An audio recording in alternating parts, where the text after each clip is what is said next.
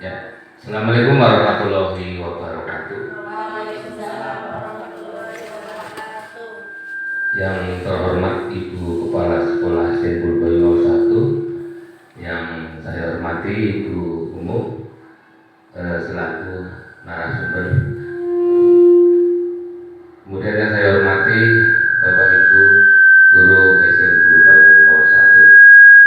Alhamdulillahirrahmanirrahim, pada kesempatan hari ini kita dapat berkumpul bersama dalam kegiatan berbagi praktik baik.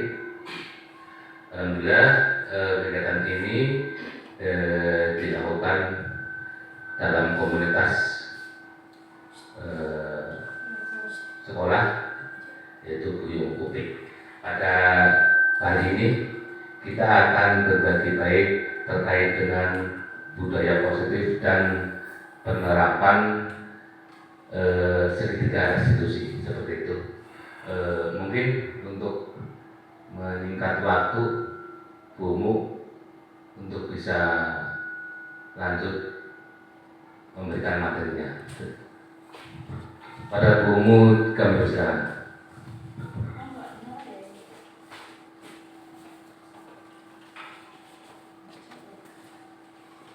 Bismillahirrahmanirrahim. Assalamualaikum warahmatullahi wabarakatuh.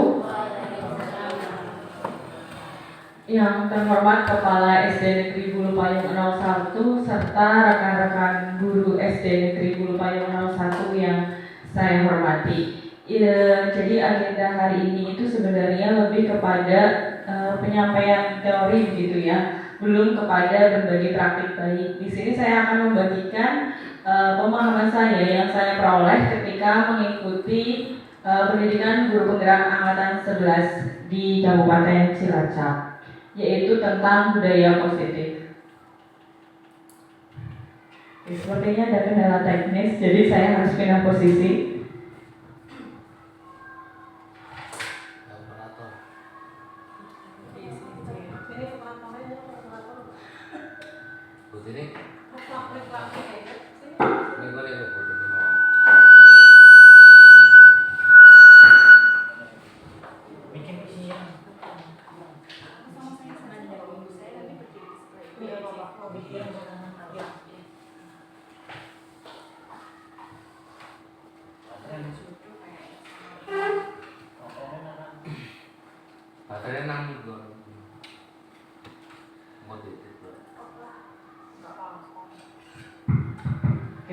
Saya lanjutkan ya Bapak Ibu.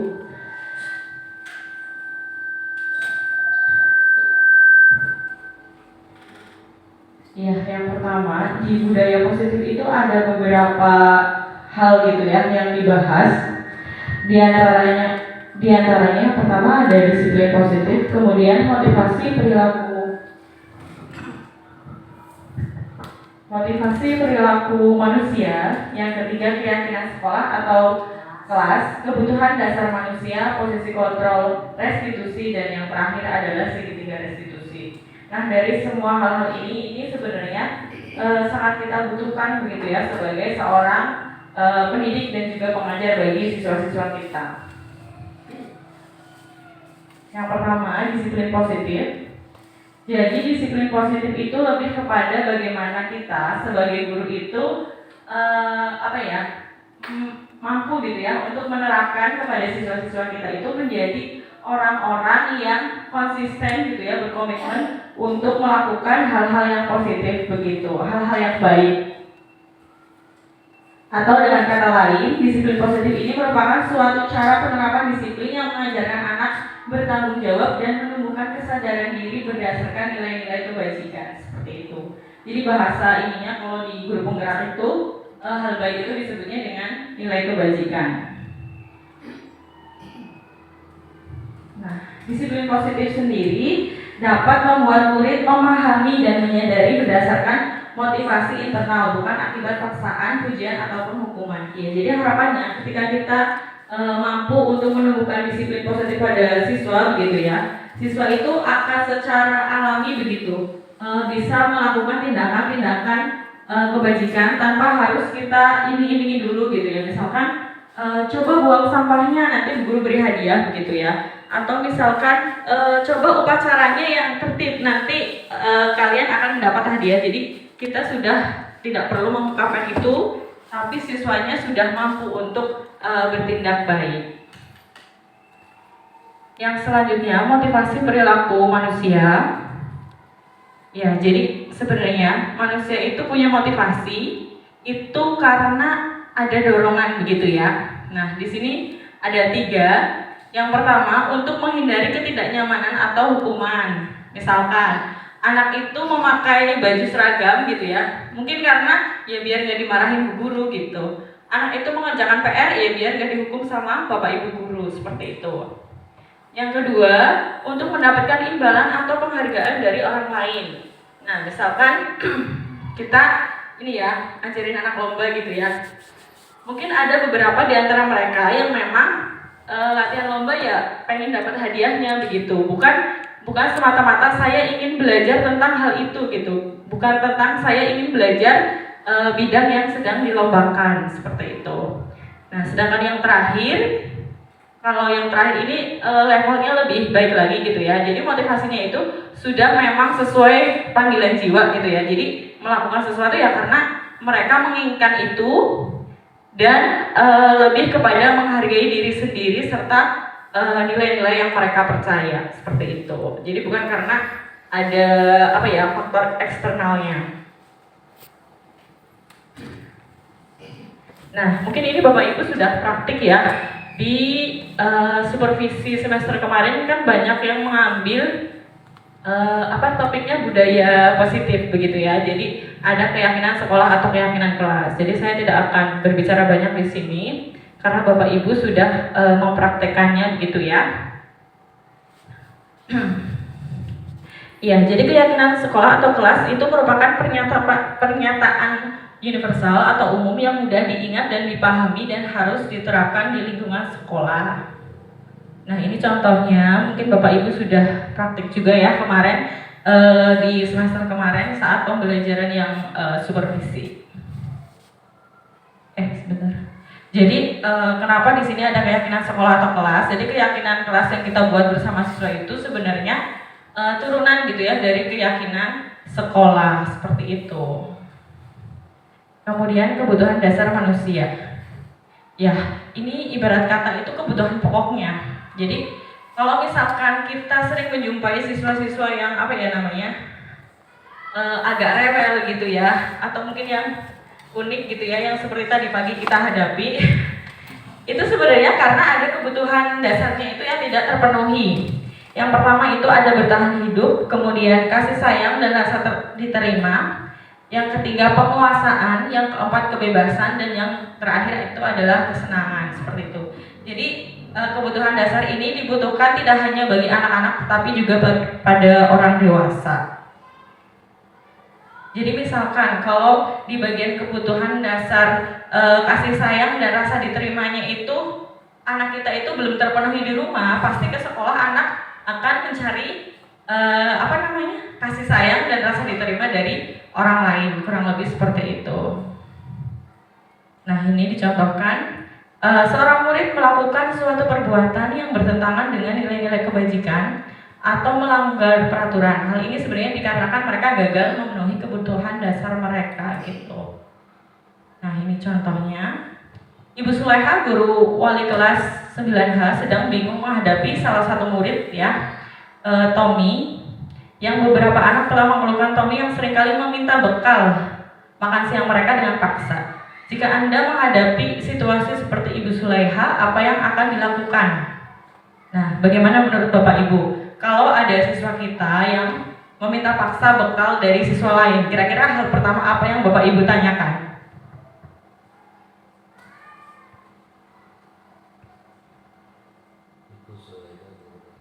Ya, jadi misalkan di kelas itu ada yang memaksa minta bekal temannya begitu. Kira-kira apa? Kenapa? Tommy itu tidak. Tommy besar itu. Iya, Tommy. Tidak membawa bekal Ya. Yang ditanyakan mungkin Ya, kenapa ditanya. tidak membawa bekal? Ya, oke, ditanya dulu. Pengertian jika meminta itu harus seizin yang punya. Ya, diberi pengertian. Oke, betul Bapak Ibu ya. Jadi Tommy itu kenapa meminta paksa bekal temannya? Ini pasti karena kebutuhan dasarnya itu tidak terpenuhi ya. Tapi kadang ini loh Bu, tanya sekalian ya. Kadang juga udah bawa bekal, tapi tetap minta temennya itu kadang cuma jahil apa gimana gitu. Oh iya. Gimana solusinya?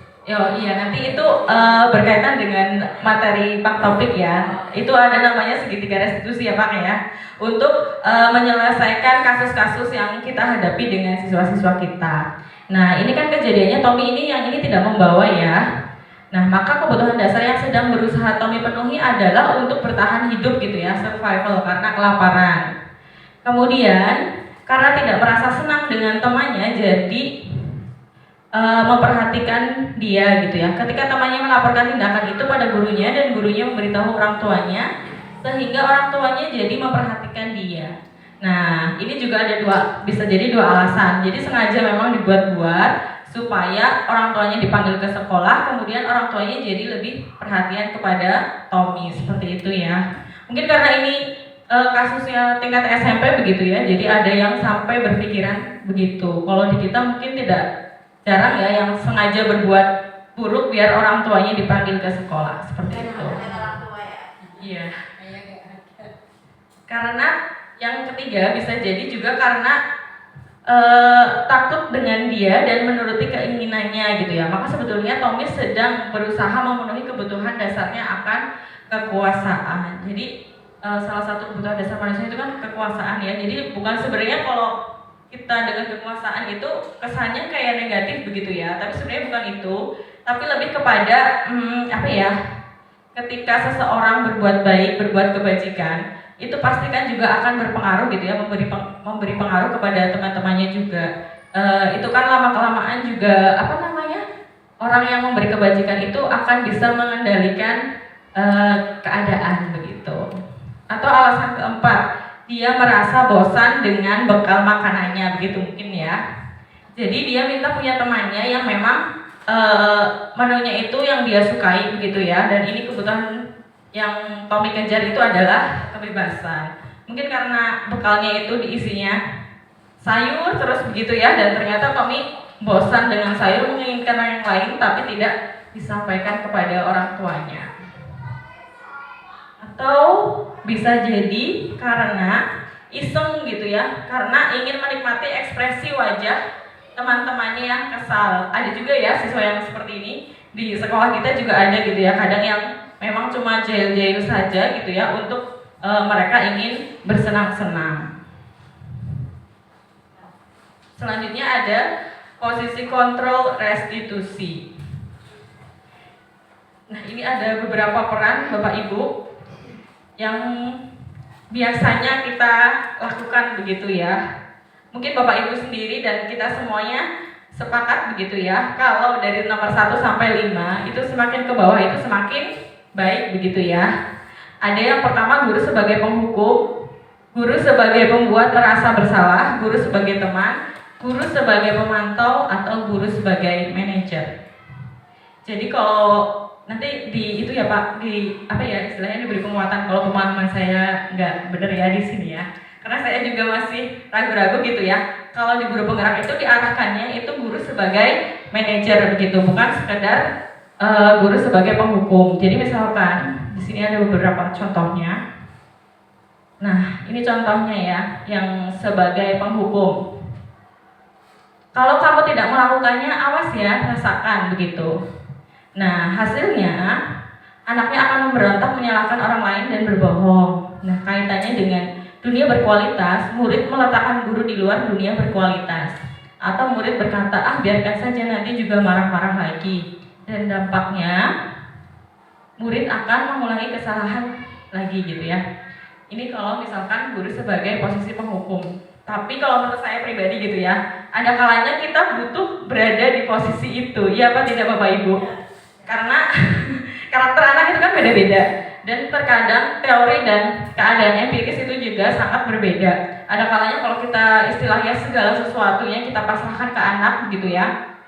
Kan kalau posisi manajer itu istilahnya kita dudukan anak, kemudian kita tanya dulu alasannya dan seterusnya begitu ya. Mungkin kalau di skenario sekali kasus kita selesai begitu. Tapi terkadang di kelas juga kita butuh sesuatu hal yang sedikit tegas gitu ya untuk membangun kedisiplinan siswa.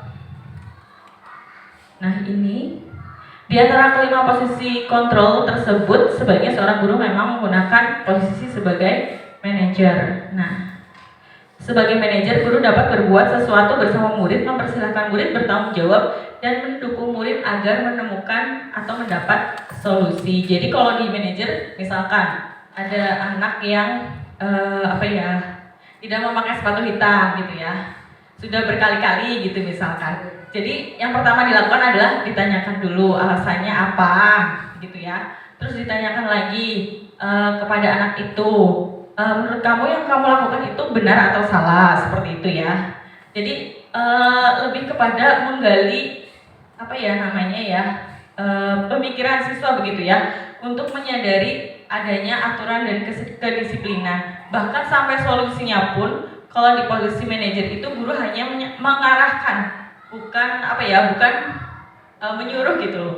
Bukan menyuruh harusnya kamu begini begitu, bukan. Tapi kita tanyakan kepada anak, misalkan tadi sepatunya hitam gitu ya, sepatunya bukan hitam, alasannya misalkan karena kotor. Jadi gurunya tuh tanya, jadi berarti bagaimana supaya kamu bisa pakai sepatu hitam gitu kan? Nanti anaknya jawab mencuci sepatu bu gitu kan. Nah di sini juga disebutkan kalau bisa dilakukan bersama-sama. Jadi kemarin di skenario yang saya baca juga ada yang gurunya itu malah menawarkan bantuan gini. Kamu mencuci sepatunya, bisa kamu cuci sendiri atau mau dibantu sama ibu kayak gitu. Jadi sampai seperti itu, begitu Bapak Ibu. Mungkin ini tidak mudah ya. Kalau saya pribadi ini menurut saya ini tidak mudah. Apalagi kelas kita itu jumlah siswanya itu lumayan banyak. Jadi kita harus benar-benar berusaha begitu ya untuk berada di posisi manajer seperti itu. Nah, selain itu, posisi manajer mengacu pada restitusi yang dapat menjadikan murid sebagai manajer bagi dirinya sendiri sehingga dapat tercipta identitas positif pada murid. Nah, jadi sebenarnya posisi manajer yang dilakukan guru itu adalah mengajarkan siswa gitu ya, atau memodelkan gitu ya, memodelkan bagaimana menjadi orang yang memahami kebajikan begitu ya, memodelkan bagaimana seseorang yang memahami kedisiplinan begitu. Nah, yang terakhir ada segitiga restitusi. Ini ya.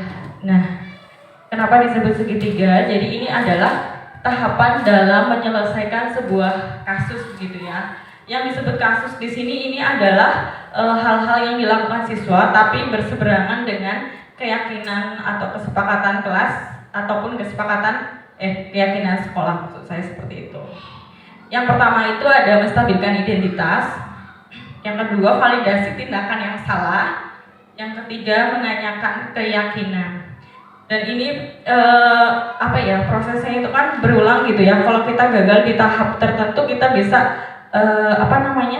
tetap jadi kalau misalkan menstabilkan identitasnya belum berhasil, diusahakan kita tetap masih berada di tahapan itu gitu. Jangan langsung melanjutkan kepada validasi tindakan yang salah dan seterusnya seperti itu.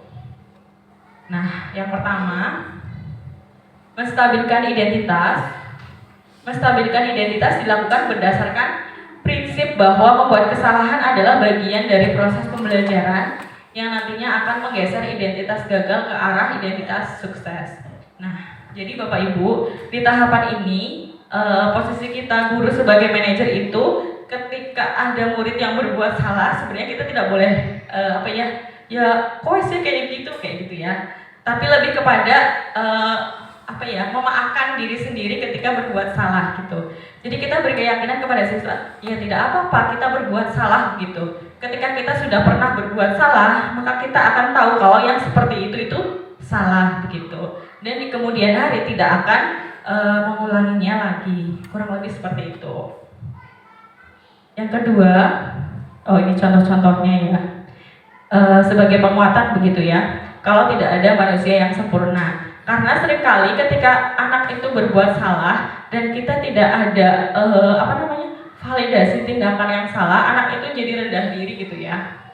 Seperti yang mungkin kemarin saat kemah gitu ya, di pos yang bambu begitu ya. Yang bambu itu kan saya bersama yang tim laki-laki karena berdua gitu ya. Dan ketika tim yang satunya lagi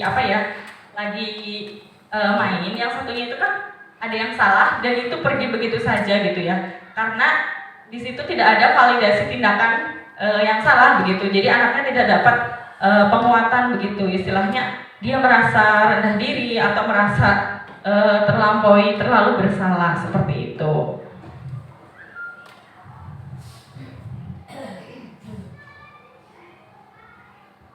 Nah, ini contoh kalimatnya begitu ya. Ketika kita melakukan validasi tindakan yang salah kepada anak, kamu pasti punya alasan mengapa melakukannya begitu. Apa yang penting bagi kamu boleh tetap berusaha menjaga sikap itu, tapi tambahkan sikap yang lain yang baru. Maukah kamu belajar cara lain untuk mendapatkan yang kamu butuhkan tanpa harus memukul seperti itu. Yang kedua, menanyakan keyakinan. Nah, ini dikaitkan dengan keyakinan sekolah atau keyakinan kelas yang sudah ada begitu ya di sekolah kita. Jadi setelah anak itu melakukan kesalahan, diberi validasi tindakan yang salah, yang selanjutnya kita menanyakan si anak tersebut apakah sebenarnya dia itu sudah memahami kalau yang dilakukan itu tidak bersesuaian dengan keyakinan sekolah, kurang lebih seperti itu. Nah, ini tujuannya adalah untuk memunculkan motivasi secara intrinsik sehingga anak mampu mengaitkan keyakinannya dengan tindakan yang salah tadi. Ini ada beberapa contoh pertanyaannya. Yang pertama, apa nilai yang kita percaya di sekolah kita? Jadi ditanyakan dulu gitu ya.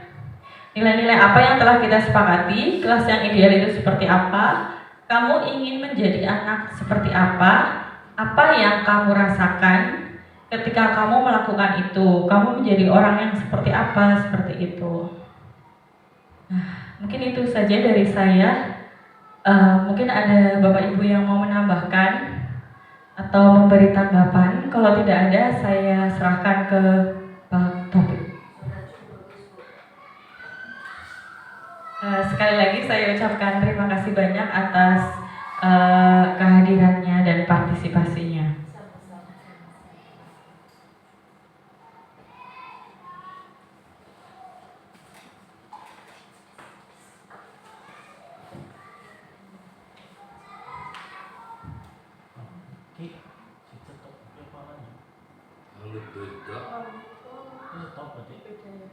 Anu maksudnya Materinya. bukan apa? Videonya anu online. Ini anu beda. Jangan di stop biar Di situ beda ya. Di situ apa? Dulu. punya saya. Orang yang ini videonya. Oh, punya aku.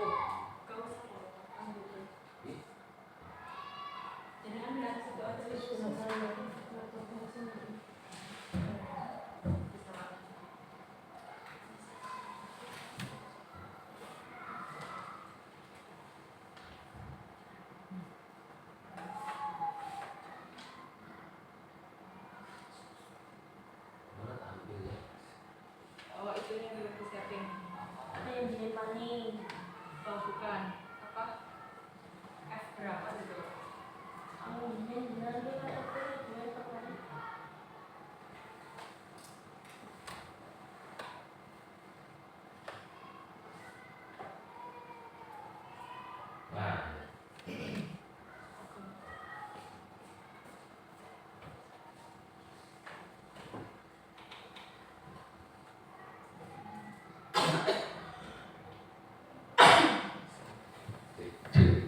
Ya, terima kasih atas waktunya. Untuk dari saya terkait dengan budaya positif, sebenarnya itu tadi menyambung dari apa yang telah disampaikan Bu Umu. Namun di sini saya lebih ke praktiknya seperti itu. Jadi penerapan segitiga restitusi. Apa itu sih segitiga restitusi? Segitiga restitusi adalah proses menciptakan kondisi bagi murid untuk memperbaiki kesalahan mereka sehingga mereka bisa kembali pada kelompok mereka. Intinya dalam segitiga restitusi itu bagaimana kita mengkondisikan anak setiap kesalahan itu nggak harus diberi hukuman ataupun sanksi seperti itu. Tujuan dari segitiga restitusi yaitu membantu murid menjadi lebih memiliki tujuan, kemudian disiplin positif dan memulihkan dirinya setelah berbuat salah. Melalui pendekatan restitusi, ketika murid berbuat salah, guru akan menanggapi dengan mengajak murid berefleksi tentang apa yang dapat mereka lakukan untuk memperbaiki kesalahan mereka sehingga mereka menjadi pribadi yang lebih baik dan menghargai dirinya. Langkah-langkah segitiga diskusi seperti yang Bu Mu tadi sampaikan, yaitu yang pertama menstabilkan identitas. Ketika anak melakukan kesalahan itu kan emosinya masih negatif. Nah, kita beri kenyamanan dulu, aman, tenang. Ketika anak sudah tenang, anak itu merasa dihargai dan apa yang disampaikan itu apa adanya. Jadi yang pertama itu menstabilkan identitas, kemudian yang kedua validasi tindakan yang salah. Yaitu langkah tindakan yang salah hal ini dilakukan untuk membantu murid memahami dampak negatif dari tindakannya. Dan yang ketiga menanyakan keyakinan. Nah, ini yang saya lakukan. Jadi waktu itu ada anak yang sedang makan ketika sedang pembelajaran matematika. Ternyata anak itu belum sarapan karena bangun kesiangan akibat dari tidur sampai larut malam.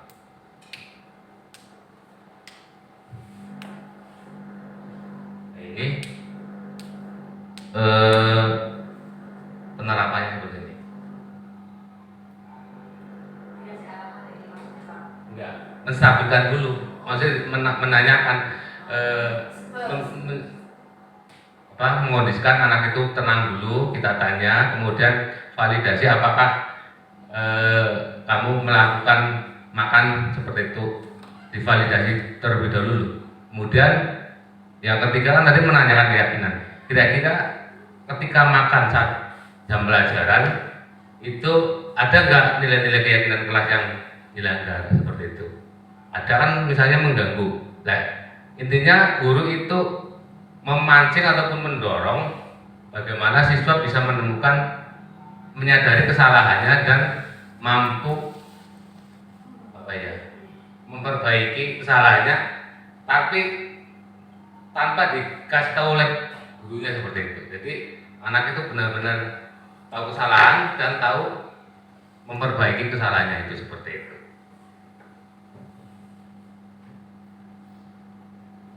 Ini yang kedua juga seperti itu. Jadi ini harusnya ada itu aja. Nah, ini terkait anak tidak disiplin saat upacara.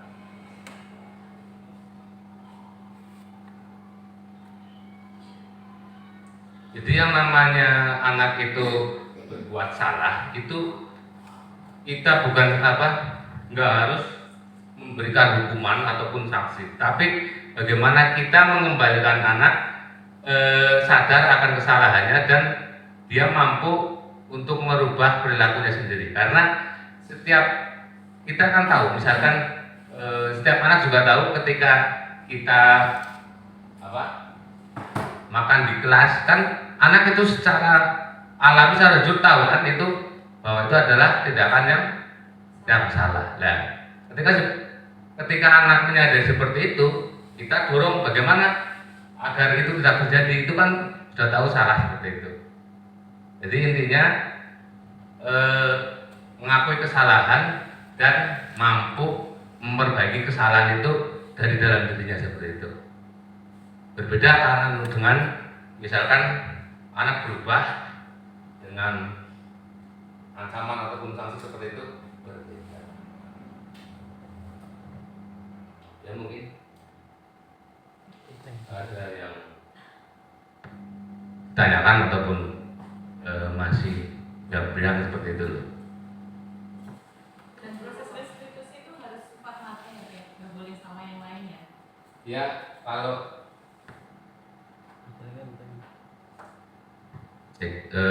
restitusi itu sebaiknya memang itu 4 mata karena itu sama saja apa ya, melindungi ataupun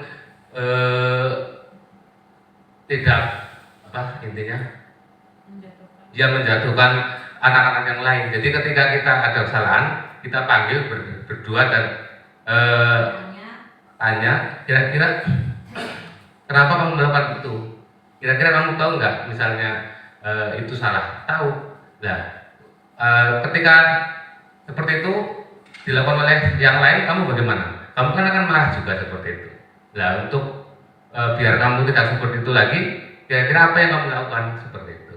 Jadi intinya itu tidak dipublis lah. Kalau bisa ya ya berdua seperti itu. Biar anak itu lebih enak menyampaikan dan lebih nyaman seperti itu, lebih enak. Seperti itu Bu. Mungkin dari Pak Bejo. Iya. Saya akan mencoba untuk bertanya. Itu kan untuk penerapannya kelas 6 ya. Apa itu ada batas usia? Maksudnya kalau kelas 1, 2, 3 untuk penerapan seperti itu sepertinya kurang. Apa bisa apa enggak? Apa ada batas umurnya atau kelas begitu? Kalau saya belum pernah mencoba ya untuk kelas di bawah kelas bawah seperti itu.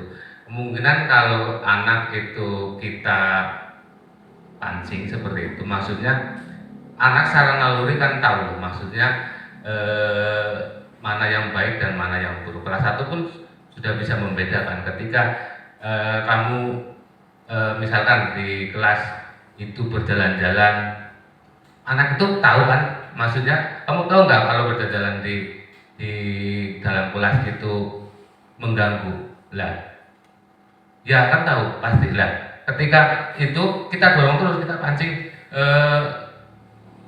kenapa jangan agar kamu tidak berjalan-jalan ataupun kira-kira bagaimana upaya agar anak itu menyadari dan mampu merubah perilaku yang buruk itu menjadi perilaku yang lebih baik, tetapi digali dalam dirinya sendiri, bukan dari eksternal seperti itu. Dari dalam diri berarti dia sebagai guru kita harus mendorong, memberikan dorongan-dorongan, tetapi untuk jawabannya itu diusahakan siswa yang mampu menemukan jawabannya seperti itu.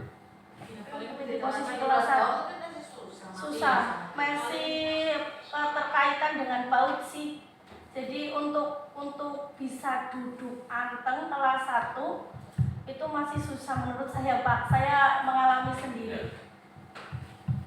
Jadi mungkin seperti ini ya Bapak Ibu, karena saya juga seumur hidup belum pernah ngajar di kelas 1, 2, 3 gitu ya. Pernah di kelas 2 pun hanya beberapa, memang dari segi perkembangan psikologisnya kan berbeda. Kalau misalkan memang mau menerapkan ini ya, restitusi, mungkin kalau kelas atas gitu ya, kita minta untuk duduk bersama itu mau begitu ya. Nah kalau kelas 1, 2, 3 memang jika memang tidak memungkinkan untuk duduk, menurut saya nggak apa-apa gitu, mungkin itu bisa sambil bermain atau apa gitu kan. Kita juga sering lihat gitu ya di TikTok gitu ya, psikolog-psikolog yang menangani anak-anak berkebutuhan khusus itu posisinya tidak harus yang duduk formal begitu. Kemudian untuk jenis pertanyaannya mungkin berbeda begitu ya. Kalau misalkan kita mau menanyakan alasan ke kelas 5 kan tinggal ditanya, kenapa kamu melakukan itu gitu kan, selesai. Nah kalau untuk kelas 1 mungkin kita sebagai guru itu bikin pertanyaan pemantiknya itu dipecah-pecah lagi begitu ya. Mungkin ada beberapa pertanyaan yang intinya nanti jawabannya mengarah kepada alasan siswa untuk melakukan seperti itu. Mungkin seperti itu Bapak Ibu. Itu teori dari saya ya, karena belum pernah di kelas rendah. Ya, terima kasih penguatannya dari Bumu. Saya kira kita sama-sama belajar.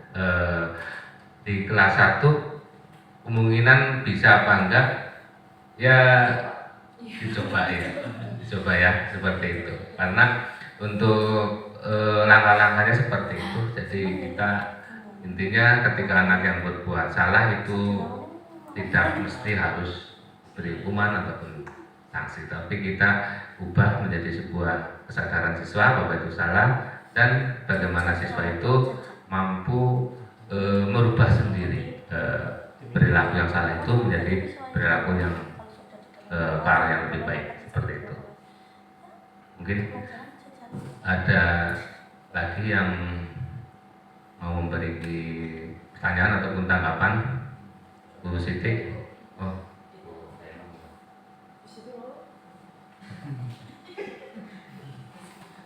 Terima kasih, sebentar saja. Dari semua teori yang disampaikan otomatis bernilai bagus, karena itu memang teori yang menjadi PR penjenengan semua selaku di sini guru yang berfungsi sebagai manajer atau yang lain. Dari yang diungkapkan yang di awal misalnya penerapan disiplin positif, bagaimana anak bisa berbuat sesuatu dengan dasar dari hati nurani, kan begitu, tanpa motivasi eksternal. Nah, sekarang yang ditanyakan apa yang dilakukan oleh guru, umpamanya kok anak biar ijik-ijik kok bisa berbuat dari hati nurani, kan nggak mungkin, Awalnya pasti ada motivasi eksternal, baik itu berupa pujian, mungkin itu berupa hadiah, atau bahkan mungkin kalau memang perlu berupa hukuman. Setelah anak mengalami kegagalan atau kesalahan, nanti anak baru akan menyadari bahwa anak perlu melakukan perbaikan yang nantinya itu akan menjadi konsisten sebuah tindakan yang berasal dari dalam diri sendiri. Dan PR untuk Bapak Ibu guru agar anak bisa berbuat baik atas dasar hati nurani, saya kira yang paling tepat di situ adalah metode keteladanan dari guru itu sendiri. Karena apa? Karena anak banyak dengan karakter yang berbeda, kadang tidak mungkin bisa ditangani dengan satu metode atau yang lain. Tapi mungkin dengan keteladanan dari Bapak Ibu guru untuk melakukan disiplin positif mungkin akan bisa diikuti oleh siswa. Misalnya kayak anak lomba, kon bocah mikirnya nyong kepengen lomba karena niat sinau, kayaknya nggak ada lu. Memilu lomba benar orang diperintah orang anu benar turun. Jadi memang lagi karena anak mungkin berpikir mending bermain daripada seperti itu. Jadi memang ya tetap pada awalnya kita masih perlu memotivasi siswa dengan cara apapun itu. Yang kedua mungkin guru memang perlu memahami karakter anak dalam artian masuk ke dunia anak, apa yang sekiranya oleh anak bisa diterima dan bisa menyelesaikan masalah sendiri dengan bimbingan. Bimbingan artinya mungkin tadi dari pertanyaan pemantik, atau mungkin dari motivasi, atau mungkin dari teladan dari Bapak Ibu guru. Itu nantinya akan membentuk karakter siswa sesuai yang diharapkan, bisa melakukan disiplin positif dan bisa istilahnya memperbaiki diri, memulihkan nama baik setelah dia melakukan kesalahan dengan metode segitiga restitusi. Mungkin seperti itu. Jadi ada teori, juga ada terkait dari fungsi guru selain sebagai manajer. Keteladanan di situ sangat dibutuhkan agar siswa tidak merasa mungkin bersalah terus dihukumi salah, bersalah terus diomongi kon bener kan seperti itu. Sambil memperhatikan apa yang kita lakukan, semoga hal-hal yang selama ini mungkin sudah dilakukan oleh guru kadang keseseran bocah rekel bae ya lek ngomong mandan seru mandan kenceng itu wajar nggih. Jadi teori itu bagus, kita praktekkan sedikit demi sedikit dan kita berharap anak bisa memperbaiki perilaku di sekolah menuju yang lebih baik, seperti itu. Jadi terima kasih untuk share pengetahuannya dari Bu Ulu dan Pak Topik. Mari kita bersama, baik jenengan maupun saya, kalau misalnya memang itu masih ada kekeliruan atau kesalahan dalam melaksanakan ini semua, kadang-kadang karena keadaan nih, karena keadaan bukan kesengajaan kita ingin menyakiti orang lain seperti itu. Jadi monggo saling kerjasama satu sama lain, terutama untuk kelas-kelas rendah memang membutuhkan kasih sayang yang luar biasa di situ. Oke, terima kasih untuk ilmunya dan semoga kita bisa menjadi lebih baik bersama. Anak-anak kita juga menjadi pintar dan berkarakter seperti itu. Oke. Bisa disiplin positif menjadi konsisten dalam sehari-harinya. Terima kasih. Terima kasih atas penguatannya. Intinya selain kita belajar terkait dengan praktik disiplin positif, ada yang tetapi yang lebih utama dari Bu Saima adalah keteladanan seperti itu. Terima kasih. Mungkin ada lagi dari Bu Tini? Mau ngomong apa? Orang? Oh, ya sudah. Bu Natin? Pak Bayu? Mungkin mau memberikan kesimpulan Bu? Coba ya. Terkait berbagi praktik baik hari ini kita cukupkan ya. Terima kasih atas waktunya Bapak Ibu semua. Mudah-mudahan kegiatan ini memberikan manfaat bagi kita semua. Kurang lebihnya seperti itu. Kurang lebihnya saya mohon maaf. Wassalamualaikum warahmatullahi wabarakatuh.